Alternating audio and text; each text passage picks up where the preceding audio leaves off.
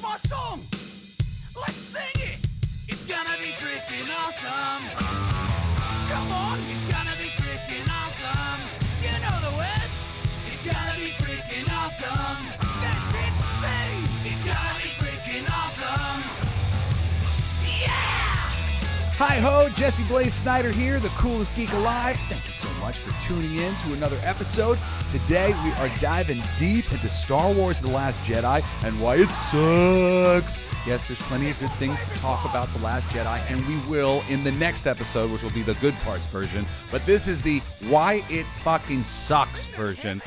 And we're really going to break it down because, you know, people defend this movie for all the wrong reasons, and we're going to look at it black and white, look at what this movie is accomplishing and what it is failing to do, and you're going to see that ultimately this movie is responsible for why the third Star Wars film that Disney made sucked.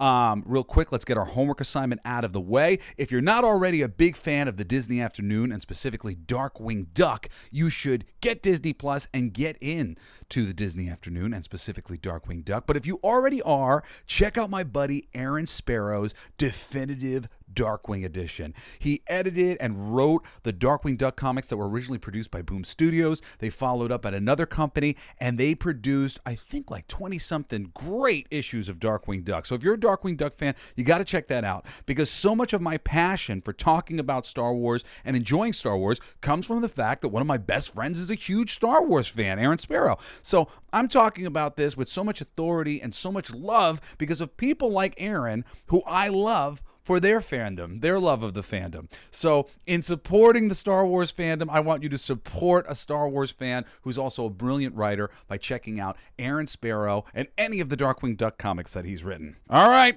let's get into it. So last time we spoke, we were talking about The Last Jedi. I gave a little bit of a rundown for The Force Awakens and all the things that it set up for the sequel trilogy. And we started to talk about how Rian Johnson, the director and writer of this film, that he decided to flip everything that is set up in the first movie, and that the audience is kind of thinking, it's probably going to go this way. Rian just goes, let's go the other way. This movie is so interesting to talk about because it is so divisive, and the people who love it, they're right. There's some great shit about this movie. There's some shit about this movie that is worth loving. But the people who hate it, they're right too. Oh my God, there's some shit about this movie that is worth hating if you're not a Star Wars fan. There's some shit about this movie that's worth hating if you're a Star Wars fan. Oh, big time. And there is evidence, plenty, that Rian Johnson is not a fan. He's not a geek like you and I. And I want to talk about that and mention that, and I have it written down here, some of these little indications, because I know a lot of people were kind of like taken aback by some of the visceral reactions that people had to this movie, how upset they were about this movie. But I think it is the evidence of him not being a fan and sort of needling the fans with a couple choices that he made in this movie that I really think contributed to that feeling from a lot of people that, like, Rian's not one of us anyway. He's literally mocking us. He doesn't care about the lore for this thing that I love, and he's just doing whatever the hell he wants to do. And I don't think that perspective is wrong. I think they're right. I think he's just like most of the people in Hollywood who think we're all a bunch of geeks and why do we care so much and blah, blah, blah. You know, they chose the Hollywood path because, who cares? I'm too cool to care. When you're cool, you don't care. No, it's cool to care, man. It's cool to hold open doors for people, cool to be nice to people, cool to be polite, cool to be empathetic. That's what being cool is. Assholes also call themselves cool. They're like, I'm too cool for that. No, you're an asshole. If you're too cool, you're a jerk. Most of the people in Hollywood, unfortunately, when they think that they're talking to somebody like you and I, a geek, somebody who's obsessed with some little bit of pop culture, they're like, these fucking morons. I've studied at the altar of Stanley Kubrick, the great auteurs of filmmaking. That's what they think. They think their shit is art, and our shit's just, comic books. I say this because it's what they think. You don't know how many hosting jobs I've been up for where I've had that experience that was reported a while ago where they're like, and why should Batman be canceled? And the comic book writer, the pro comic book writer in me is not able to say, oh yeah, obviously he should be. No, he shouldn't be canceled. No, that's stupid. You just call Batman a fascist? He spent the past 80 years saving people. What have you been doing with your fucking life? I mean, seriously, superheroes. So you're sitting here indicting superhero comics. All superhero comics do. Sci-fi, all of this shit. It's just heroes trying to save the world, trying to make the world a better place. And they sit here looking down their nose at us like we're naive assholes. And they're the assholes. And they're naive. They've lost their hope. They've lost their optimism. But we still got it. We're holding the torch for hope and optimism. And that's what all this stuff represents. And that's why it needs to be better. And that's why we need to talk about all this bullshit. We need to expose their stupid, shitty attitudes towards the things that we love and towards us as an audience, as a group. They've gotten louder and louder and more vitriolic towards the geek community for us resisting some of the crappy products they've been putting out. And I say no more. Nobody's going to shout me down or cancel me. This art is not art. They are ruining our stuff. And The Last Jedi, oh my God, it's such a brilliant example, especially because a good editor like my buddy Aaron Sparrow or myself, we could be brought into a movie like The Last Jedi, and right before that movie went into production, I could have went over that script and I could have fixed it. I swear. You just have to understand what it is that you're ultimately here to do, which, number one, please an audience. Number two, create a unifying film in the center of a trilogy that ties first and sets up an end. But this movie doesn't do that. We're super early into the movie. I haven't gotten into my 10 favorite things about the movie, and I think it's like 5 least favorite things about the movie. But honestly, everything that I'm going to be going through in like the main line here, none of it is good. I mean, some things I say, oh, this is good or whatever else, but honestly, this movie's filled with a lot of shitty choices. Just choices being made so that the movie can happen in the way that they want the movie to happen, even if it doesn't necessarily make sense. So we're going to continue with Finn meeting his new love interest, Rose Tico. Even though we finished The Force Awakens with Finn tripping over himself in love with Rey, and Rey clearly having some affection for him. And now they're not going to see each other until the end of this movie. And Rose Tico is going to just kind of wedge herself into like a love interest position with him. It's so weird. He was flirting with the lead in the last movie. So in the last movie, Finn is a possible boyfriend to the lead. And now his free will is being regularly violated by an overbearing, overachieving mechanic with a crush. Yes, in the opening scene of the movie, this really pisses me off. You know what? I talk about this a little bit later, so I might go over this twice. But Rose is guarding the escape pods to stop people from going AWOL. AWOL is like, I'm scared. I don't want to fight this war. I got to get out of here. I'm leaving. Like, I'm scared. I'm a coward. You're like, this is something back in wartime. You're like, oh, you're a coward. You went AWOL. War is ugly, brutish nonsense.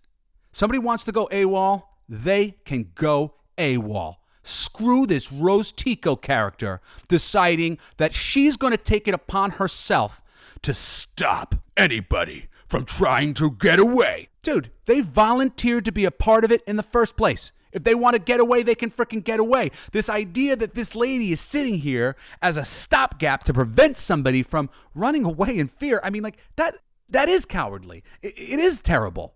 But you shouldn't be sitting here standing in judgment and I'm going to arrest you and throw you in the brig because you were trying to run away.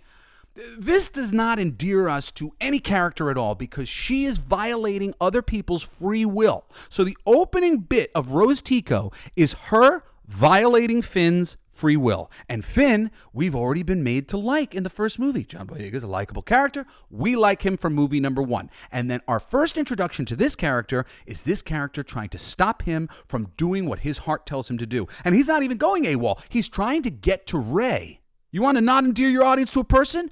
We don't like to see other people forced to do things against their will. What is that? Rape, right? Rape. You're making me do something I don't want to do. Don't you make me do something I don't want to do. That's the whole idea of it. And yeah, I'm not trying to compare, but it is this thing, this forced physical. I'm going to make you do what I want to do.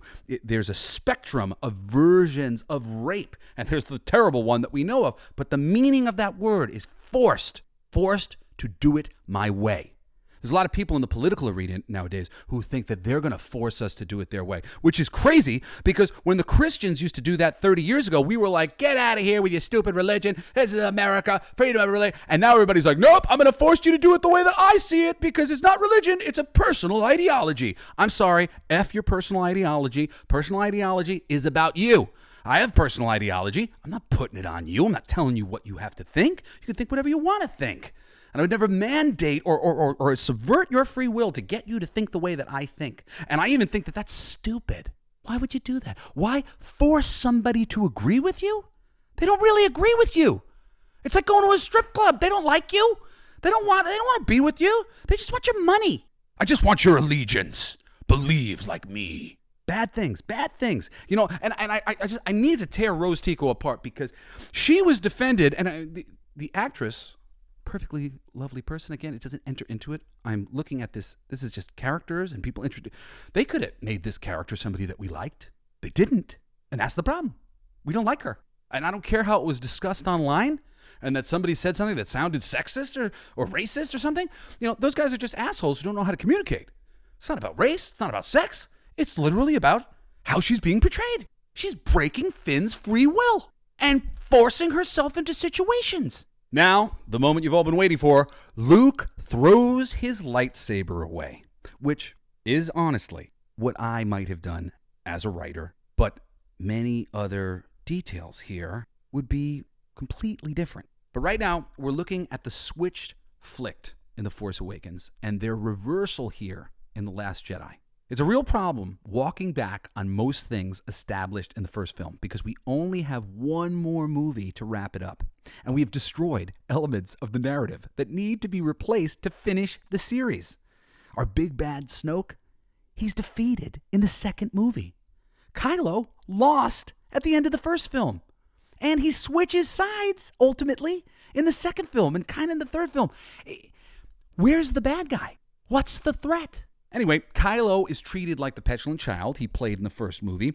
This scene makes so much sense, except for the arbitrary removing of his helmet and the kind of making him look lame to the audience without replacing him. So if you remember in the scene, Snoke like berates him and like is kind of making fun of him, making fun of his helmet. He goes and he throws a tantrum. He takes the helmet off, and Rian Johnson is playing directly into how he was portrayed in the first movie, but it really generally kind of feels like he's being roasted a bit, like he's being roasted for his betrayal in the first movie. And if you're going to do that, if you're going to take your main bad guy down a peg, you need to replace him.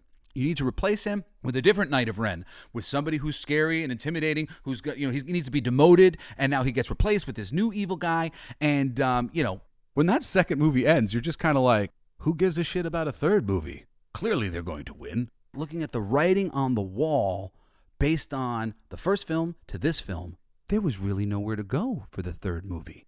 Now, Luke says to Rey, quote, "You think what I'm going to walk out with a laser sword and defeat the whole First Order?"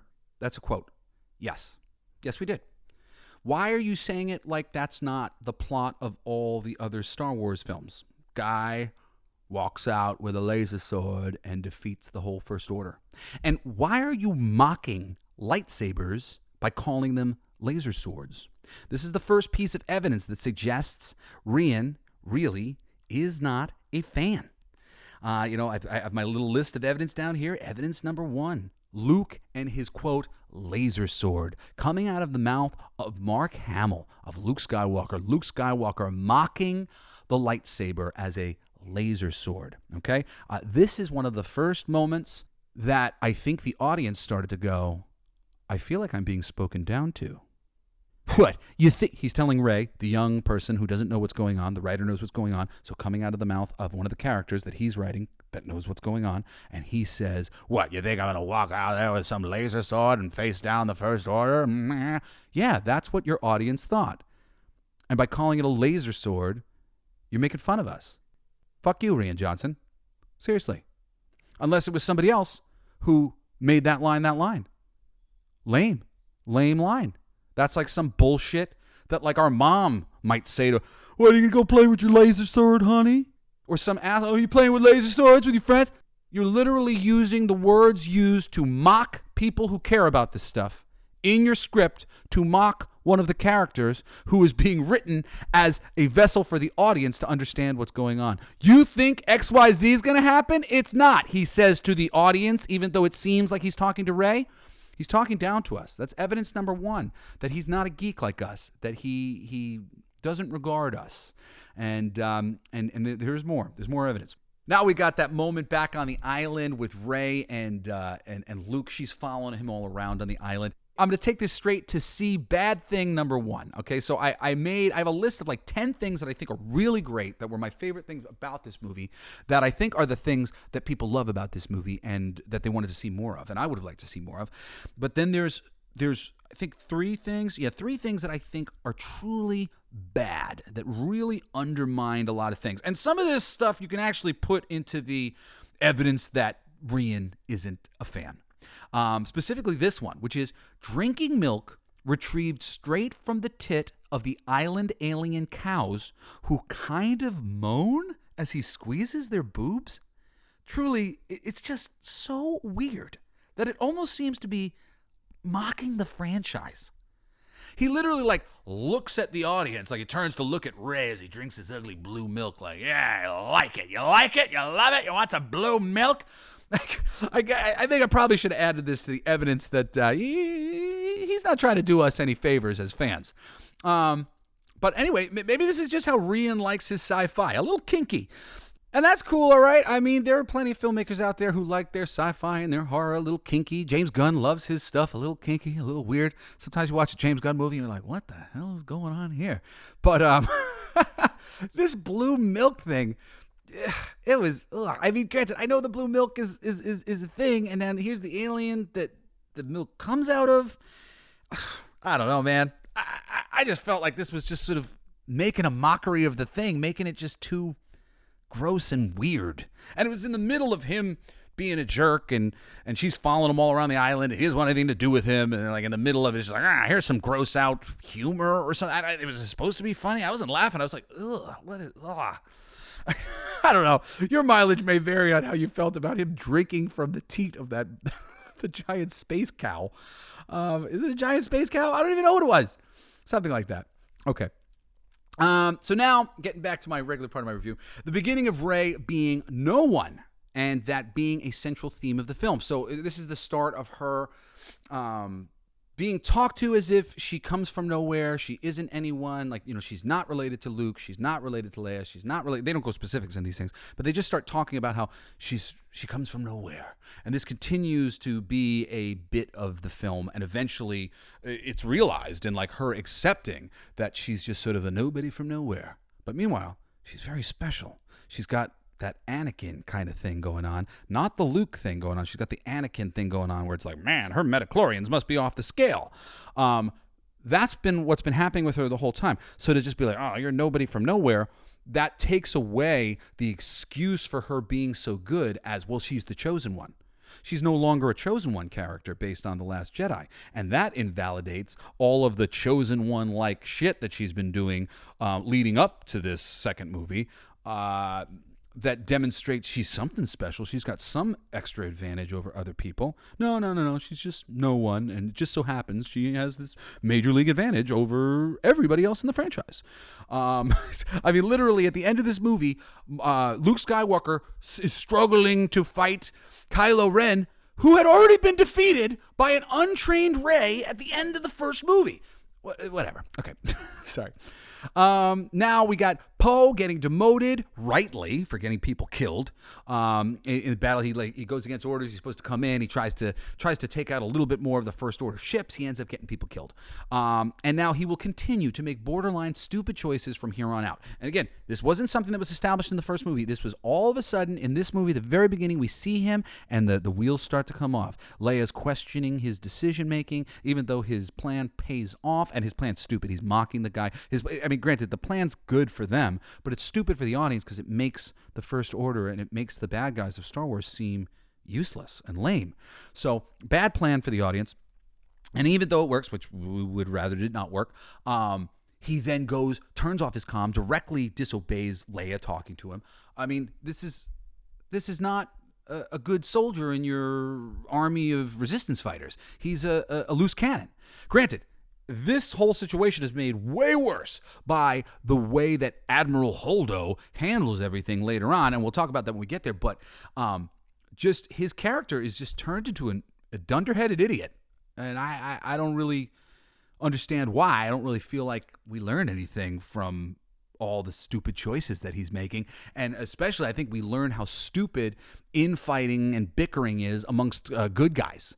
Like, do we want to watch the Justice League petty fighting over just everything that they're doing? It's just the worst. Whenever you see the good guys taking the low road, nobody wants to see that. Nobody wants to see their heroes depicted like that. And it's just the truth. And they should know this. They should realize this, that you are undermining your villains when you make them goofy and silly and the butt of the jokes. And you're undermining your heroes when you make them petty and squabbling over stupid things. That's just the reality. And the sooner Hollywood recognizes that they have to build these characters up, they have to give us a reason to look up to them and to be inspired by them or be intimidated by them. They can't just be constantly taking people down a peg. I mean, really, that kind of is the modus operandi of Hollywood right now. It's like they really want to go in and like go back in time and take all these people down a peg. Let's take Columbus down a peg. Let's take Washington down a peg. Let's take Disney down a peg. Let's take them all down a peg. And there was a great comedian who said something about his great-grandmother used to call, special needs people mongoloids. And he can remember his mom being like, "They're not mongoloids, Mom. They're called retarded."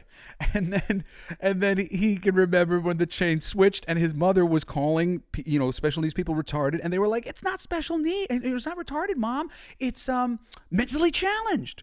And now, mentally challenged has become special needs. And the point is, it's like, things are constantly changing, and these people of various times are doing what they're doing, not necessarily based on malice, but on the place and time that they're in. And to go back and retroactively wave and wag our finger at the people who essentially built society. These are our forefathers. They're all our forefathers. We're all humans. We're one human race, and these are our forefathers. And no, our forefathers were not great. They did enslave each other, and they were racist and ignorant, and they have polluted the planet, and they still are right now. We have our troubles, but it's an evolving conversation that's always being had here. And to look back and start waving our finger at our grandparents is to not be grateful that our grandparents lived to make the babies that eventually became us. Like if not for my backwards great-great-granddaddy, and I don't know how backwards my grandfather was. He's an old Jew. I'm a quarter Jewish, and my grandfather converted, so I'm kind of like a mutt. I grew up an atheist.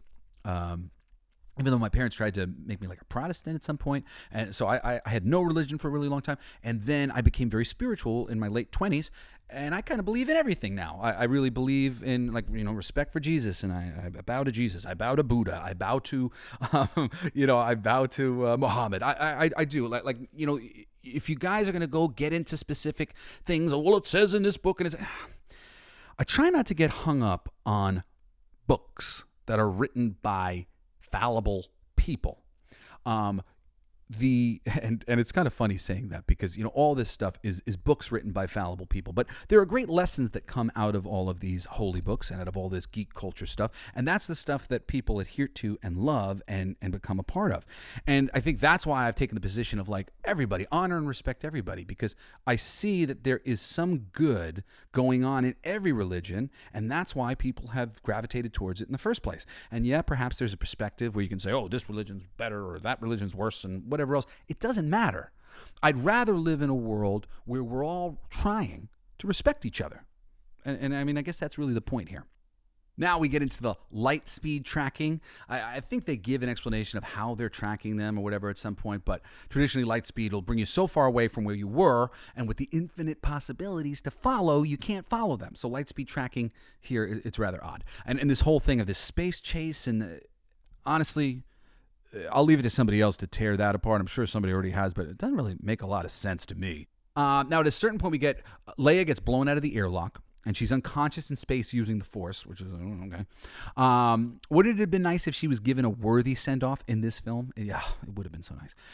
Though, I gotta say, the idea of continuing the story of Star Wars just to bring back beloved main characters and kill them is, I don't think, honestly, what anybody is looking for from any of this. I don't know. Okay. So little weird. We got R2-D2. He's in a little spaceship. For some reason, Luke's exploring the spaceship. He finds R2-D2, but it really is. It's a really wonderful moment. Him being shown the old Leia hologram to encourage his help. This was just very pat. I mean, I think 99 of the writers who pitched this movie probably pitched that. Probably pitched some version of that. Yeah, you know, I would have done it. That idea, it was right there to be done, and it really is beautiful and wonderful when you see it. You see R2 and you see his reaction and all that. I love that bit. So now, Leia's unconscious. Is this really best use of the character? Holdo sucks.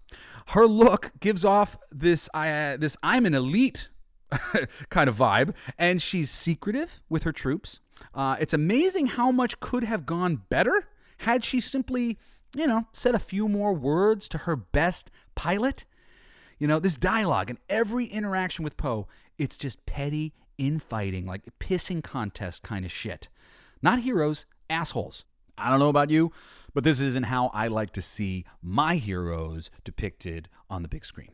Or in comic books, small screen, little screen, books, anything. I like heroes who act like heroes, not petty dickholes to each other. All right. So here goes. We got some Finn and Rose again. All the Finn and Rose stuff is so cringe. It really is. I mean, granted, actually, there is some stuff mixed in with the Rose Tico character and some of the storyline there that is some of the best stuff in this Star Wars. But the two of them, their actual interactions between each other are very... it's like not a good vibe, and it stinks because there's a lot of really good pairings. Like Poe and Finn, they are a nice duo, and Rey and Kylo kind of have a nice back and forth together. They got some chemistry, but Rose and Finn, they just really, honestly, look at what's there. They don't have chemistry. A lot of it's the way it's been written. But they don't really look like vibe in any particular way that creates any energy. Not to me. It says here that one of the main reasons why the audience isn't enjoying this is because in The Force Awakens, we were quietly promised things that might come of Finn and his character. And guess what? This isn't it. Nothing to do with the Stormtrooper angle, nothing to do with his force sensitivity, nothing to do with his interest in Rey. It's just, honestly, the Rose character seems like an insult to fangirls, or rather what Rian thinks is a typical fangirl.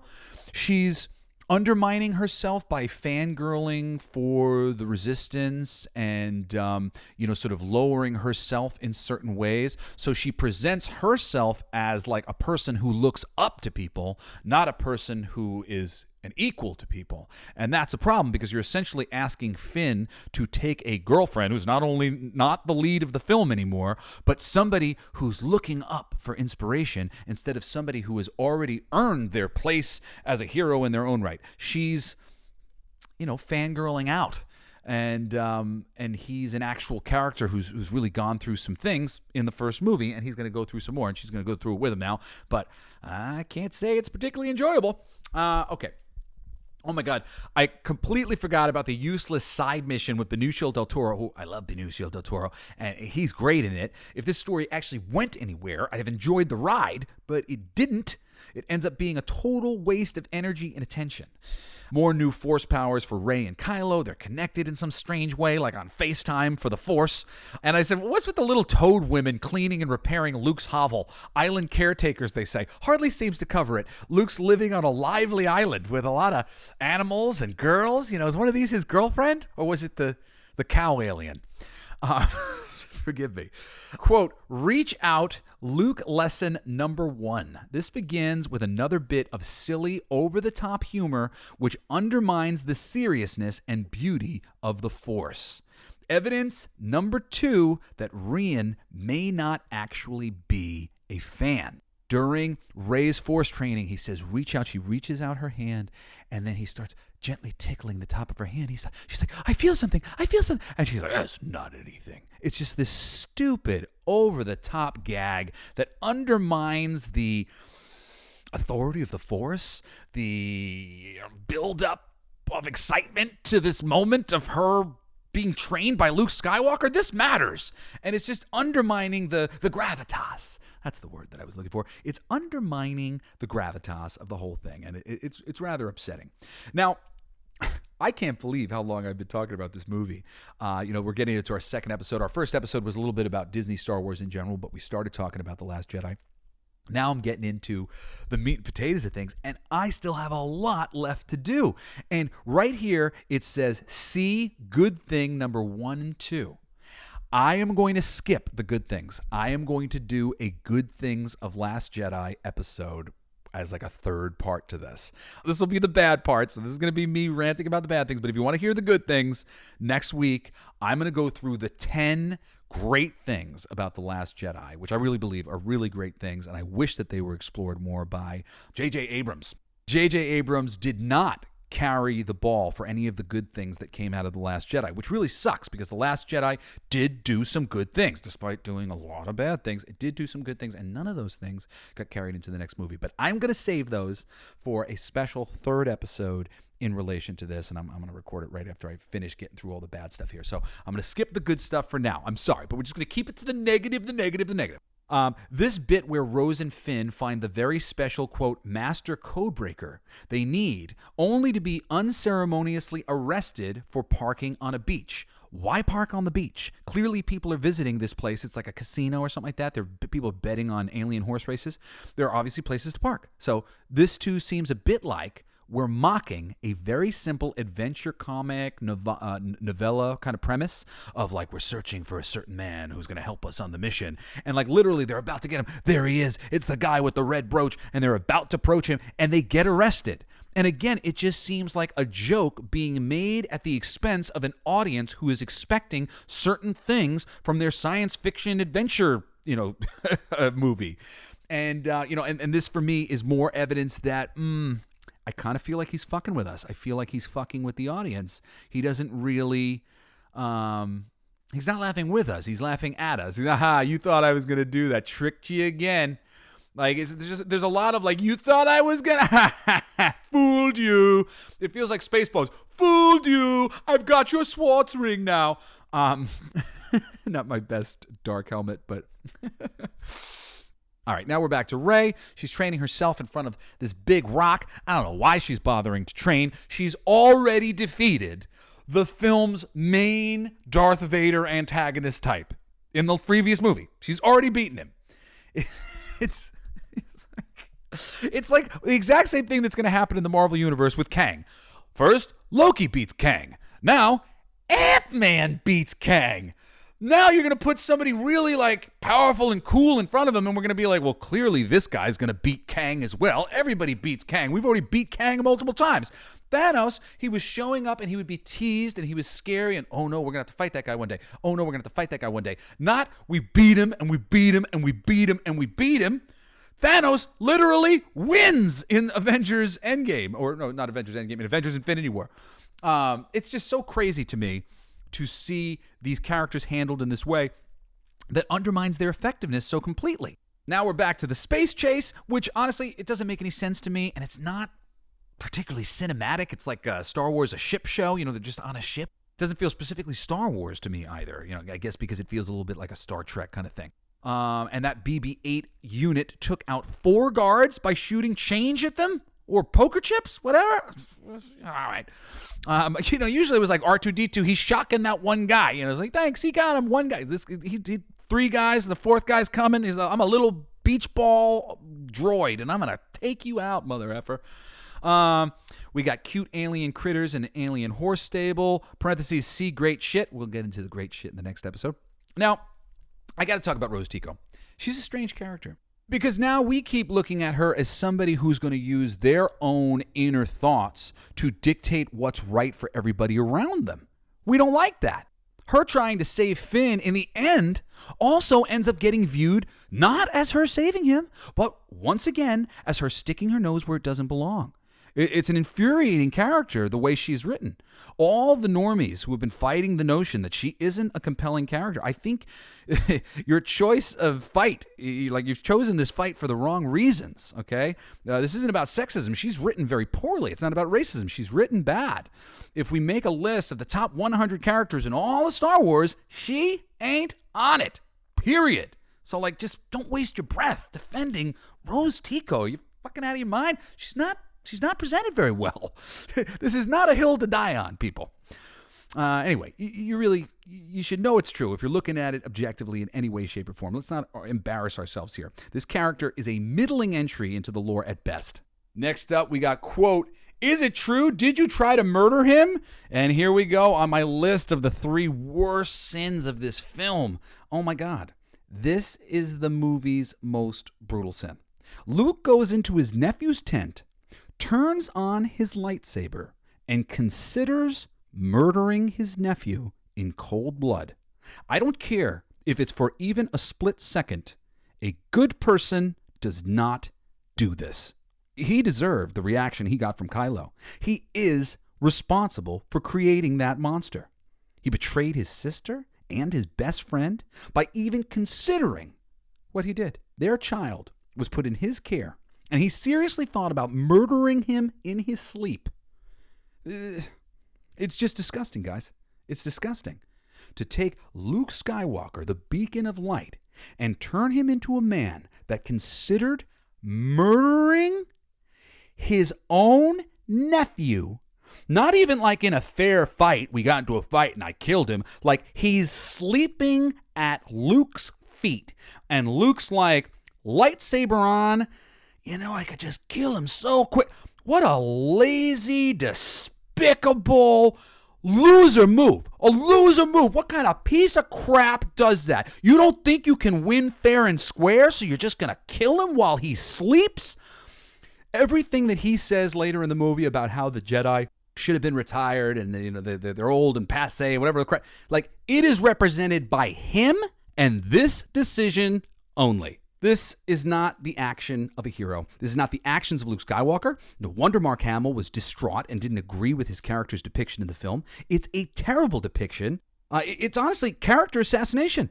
It's a moment you either have to explain away to yourself or pretend it never happened because it's too much. It makes you feel sick and dirty.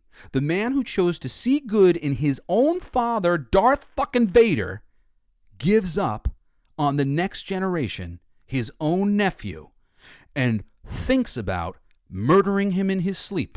Where's the hope? Luke was the hope. You killed the hope, Rian. I put this on you, man. Rian Johnson, you've defended this 1,000,000 times.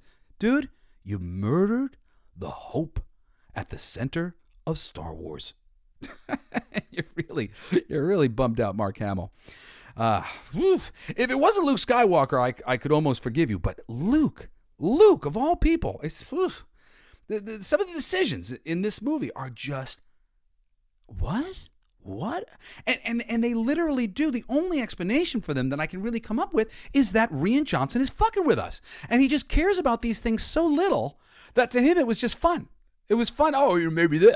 Oh, people are really going to be upset when they find out that happened. That seems to be more of his motivation in terms of writing things. The things that are the best about this movie are him basically taking apart society and using the Star Wars world to show some of the terrible troubles that go on in human society. And it's great. And I will talk about that stuff because that stuff's good. But again, All Rian does, even when he's doing good stuff or when he's doing bad stuff, is he pokes us in the face and is like, nah, it's not like that. It's like this. Nah, it's not like that. It's like this. Look, it's like this. It's like this. You guys aren't right. You guys are wrong. It should be like this. It's very preachy. Like, this whole movie is very kind of preachy, even though so many of the things that it preaches I do agree with.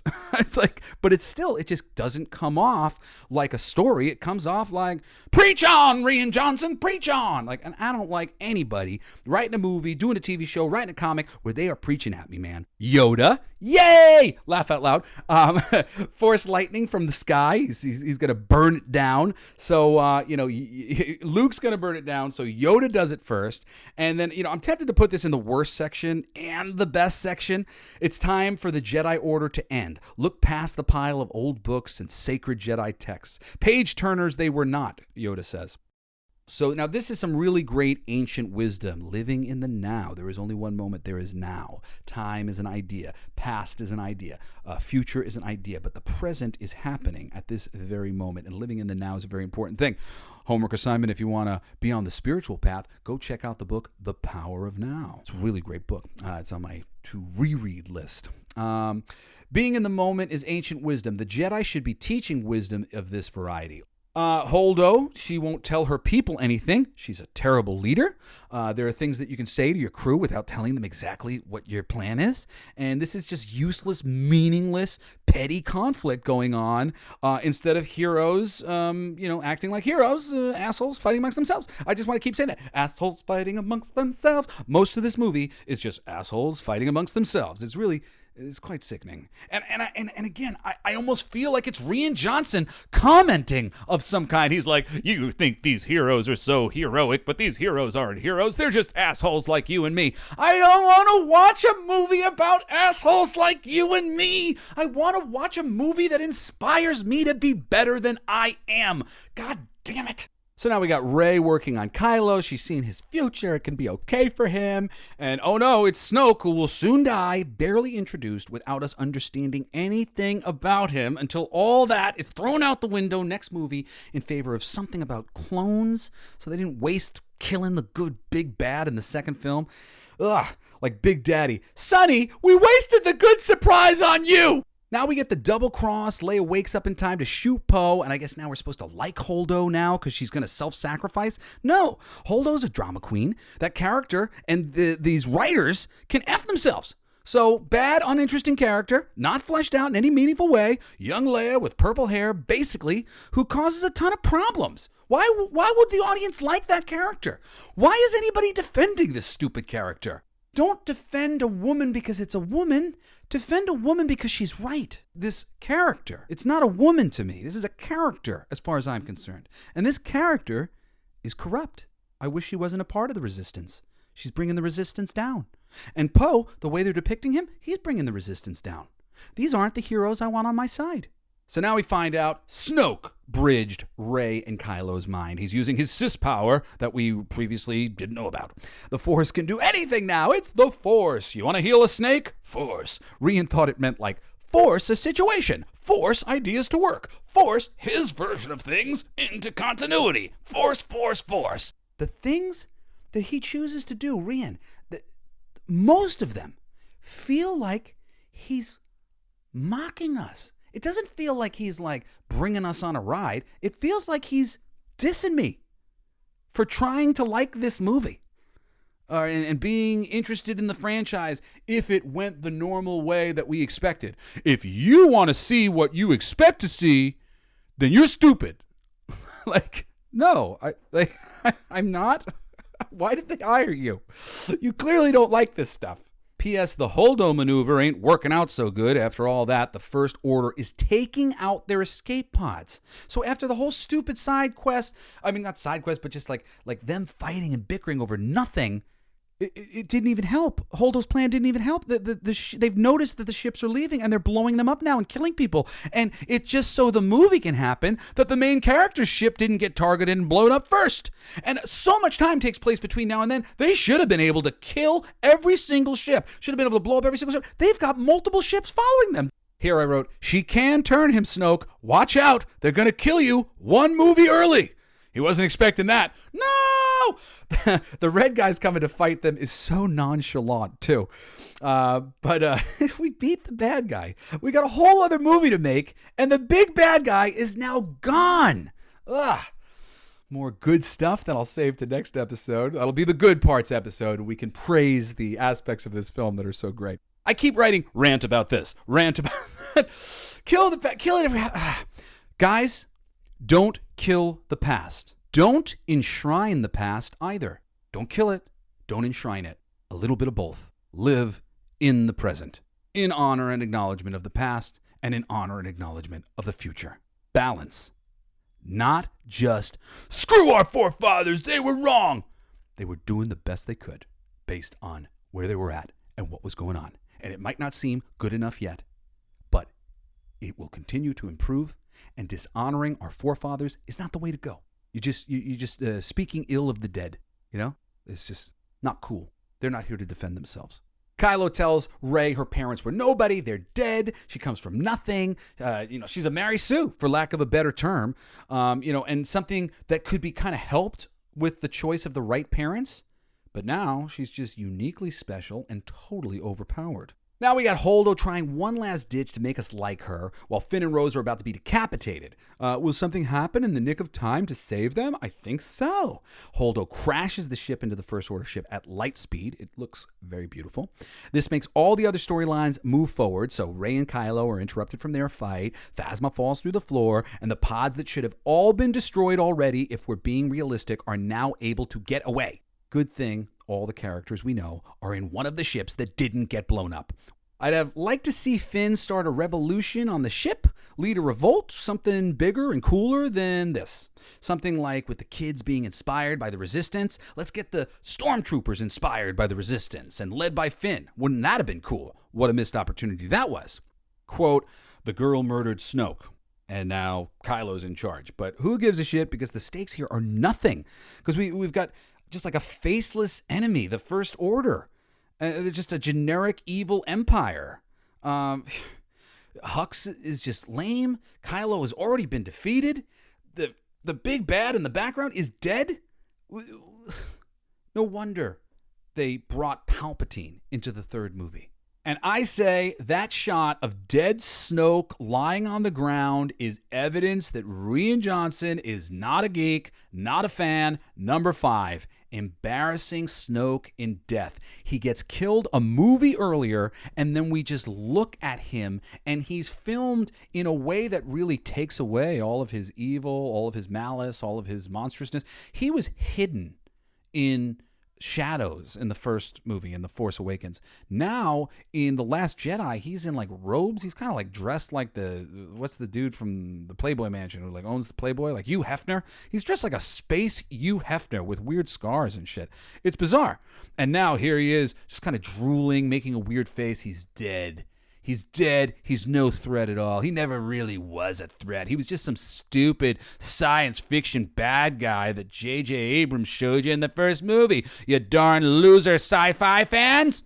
That seems to be what he's saying to me. That's my evidence. You want the Jedi to die, the fire to the Jedi, let it die, all these things. These are all the bits that said to the audience, I don't know, maybe this guy isn't on my side completely. All right, here we go to the finale with the red salt that looks like bloody snow. Movie looks okay, I guess. Not as great as Rogue One, but okay looking. I like that the glass wolves live in the bunker. I'm just kidding. I don't. It's just a stupid plot device. It doesn't make any sense. Finn, Rose, and BB-8 have concluded their useless mission. Accomplished. Save some space horses, I guess. Beat Phasma, but not in a way that made anyone happy to see it. In a way where the audience thought, well, she'll be back in the next one. And then she wasn't. We got Chewie and a Porg to the rescue. Cute in a cash-grabby kind of way. Rey's here too. Red crystal caves. Cool. There's a giant cannon on the field, and Finn, he's going for it. But Rose, she's going to save him. But it's not going to feel good. I can't even explain why. I'm not even sure if it's because we don't like them as a couple and his sacrifice is kind of cool as a former stormtrooper. But if Poe saved him, I don't think the audience would have cared. But this just left a weird taste in your mouth. I think in particular because the way we met her in her, tasing him in the opening. So we're going to win. She says we're going to win by saving what we love. But we don't want Rose to love Finn because we want Finn to have Rey because Finn obviously kind of loves Rey. And we don't want Finn to be loved and have to reject someone's affection. We don't want to put him in that situation where now we got to make Rose Tico feel bad. We're not monsters. We just don't really want Finn to be with Rose. So you put the audience in a really bad place here. This is another one of the reasons why they don't like Rose Tico. We don't want to root against some sweet, lovesick little fangirl. We don't want her in the movie is really the thing. And then we don't have to root against her if she's not in the movie. But she is in the movie, and you're making us root against her. She's third-wheeling. She's doing a terrible job convincing us that she's the better match for Finn. And just wrenching up the gears with her addition the way she's been played here. And granted, she could have been played fine. So many other ways her character could have been written that would have saved this. The actress is fine. You're like it's all good. It could have been good, but the way they did it is what killed it. Ugh. And seriously, why did we put Leia in a coma for most of the movie? Now she's back, she's sitting, she's talking with Luke, but I can't say it's exactly the combo that I've been longing for. Quote, I changed my hair as a little joke to start off the conversation. Again, we're going to undermine every powerful moment with a genuinely silly/stupid joke. She knows her son's gone and Luke is responsible. He says, no one's ever really gone. Well, you redeemed your father, didn't you? Perhaps we need not use the same nihilist thinking that got us here to get us out. All right, now it's time for Luke to go walk about. He's going to go as a Force ghost. He's going to go onto the battle. He's going to stop the whole battle. He's going to distract everybody from what's going on. And this whole movie is played in this weird way. Actually, I should say this whole franchise has been played in this weird way, as if Leia and Luke and Han are not really rock stars. They're cannon fodder. They're bringing them in as props from the previous films. These characters are rock stars. They are movie stars. They're movie stars. This is the one movie where they're movie stars. If you cast them in the movie as the characters that they are known for, they can be the stars of your movie, and the movie can matter because of things that they're doing. They shouldn't be these little side characters. It's so infuriating. All of Disney Star Wars seems to be embarrassed by the original trilogy, or at least embarrassed by its stars. They want trendy, sexy new ones. But why? We already love the others. We already love the established characters. Just give us a movie with them. Why couldn't you give us a movie with the characters that everybody already decided they loved?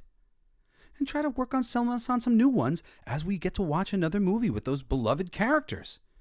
This is just a movie about people that you're trying to make us like, with characters that we really do like inserted off to the fringe on the side. It doesn't matter. That's him right there. That's Luke Skywalker. You should have utilized him, not just sent him out with a bang. I've never read the extended universe, but from what I've heard, it sounds dope. He's married, he's got kids. This, well, it's all such a waste. Oh no, Luke is facing Kylo alone? But he lost to Rey multiple times. Surely he'll beat the OG Jedi with ease, or so Poe Dameron's dialogue wants us to believe. The stakes are arbitrary at best. Good thing about the wild crystal foxes that hang out in their military bunker. Now they can escape with a little help from Rey. Quote, I've never lifted a rock before, Palpatine. This little lightsaber duel with Luke is so much more closely matched than with Rey. Mostly because it's the end of the movie and we need to create tension that isn't there. Quote, I'll destroy her. Like you haven't multiple times now? Nope, Kylo. Luke was using his Force astral projection powers as a distraction. So we didn't actually get a scene with Luke and Leia. That's interesting. That's weird that doesn't feel good. When you find out that Luke wasn't really there, it actually bothers you that he saw Leia, but he wasn't there, which means they weren't actually in the room together. Very subtle, strange complaint, but it does cheapen them seeing each other. It also cheapens his death as far as I'm concerned. Like, what's the difference between him disappearing into dust as a Force ghost on the island where he is or him actually, getting defeated by Kylo Ren or something. I don't know, something more interesting than this shit. Now that the fight's over, we got Luke on his island. Luke the last vampire, I guess, as he's turning to dust in front of the sunset or the sun's set, multiple suns setting. And I sense a disturbance in the Force, Leia and Rey seem to say. Now, Poe and Rey finally meet, and Luke is gone, but it was not sad. It was, quote, purpose. Why? What purpose does him disappearing into dust at this stage of the game have? He basically committed suicide? He killed himself? There's still a war. There's still another movie. Why would we kill Luke Skywalker before the end of the trilogy when we've already killed Han Solo in the first one? And clearly, Leia needed to work less hours because we put her in a coma for half of her freaking movie in the second one. Like, I just do not understand these stupid choices. All right, well, that's the movie.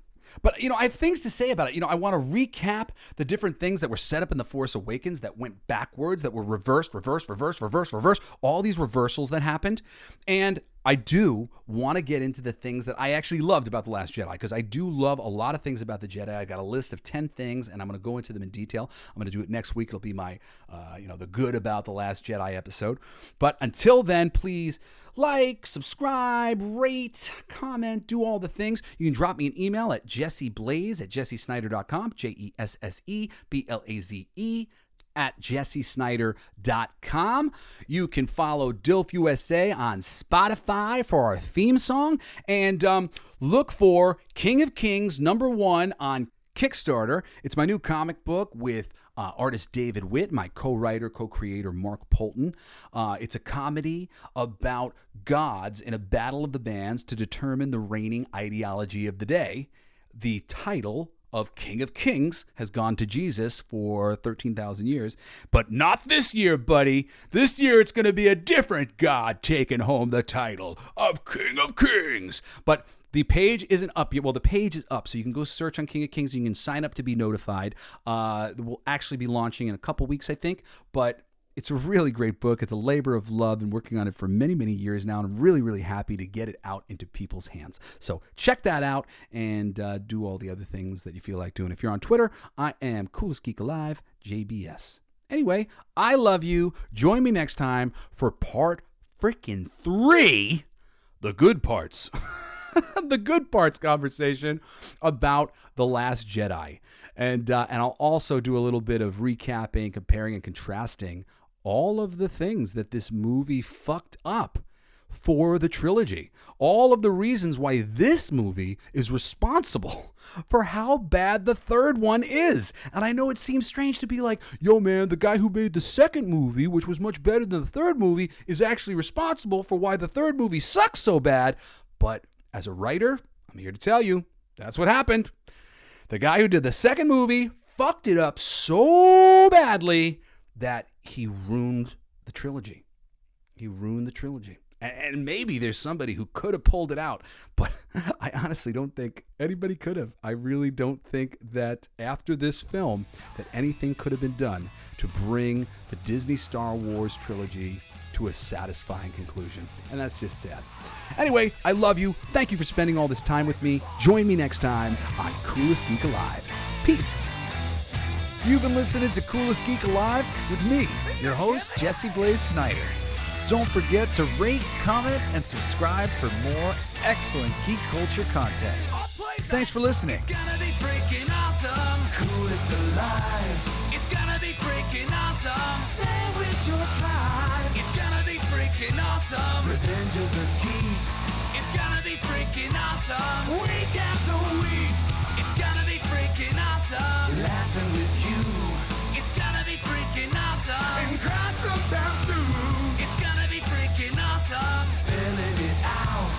It's gonna be freaking awesome. Making you shout.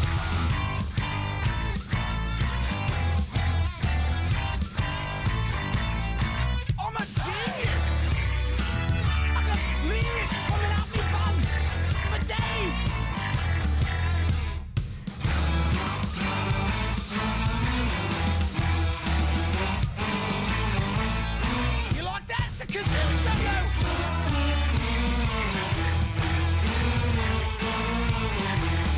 Play that too. It's gonna be freaking awesome. Talking some shit. It's gonna be freaking awesome. Living legit. It's gonna be freaking awesome. Food in our mouth. It's gonna be freaking awesome. Get in our mouth. It's gonna be freaking awesome. Tell all your friends.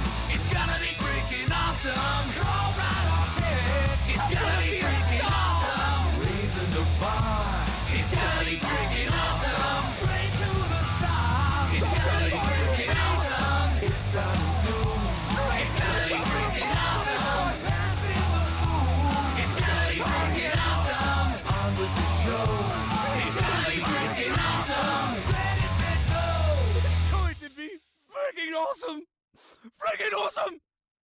It's going to be freaking awesome. Just wait. You'll see. You'll all see.